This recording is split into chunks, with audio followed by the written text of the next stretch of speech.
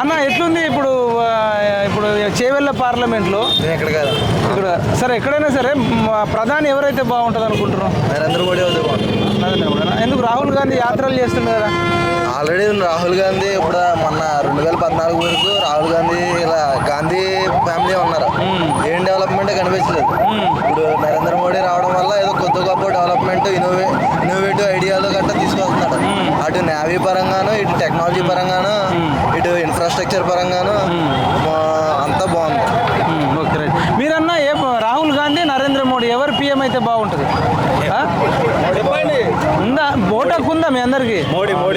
మోడీయా? ఎందుకన్నా మోడీ అయితే బాగుంటుందని మోడీ అందరు అంటారు, మీరు అంటారా? ఏమన్నా చేసిండా?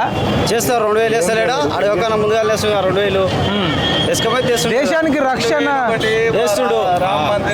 చేస్తుడు కదా. అతను చేయకుంటేనంటే ఏకుంటే చేస్తుండు కదా, ఆటోమేటిక్ వేస్తుండు.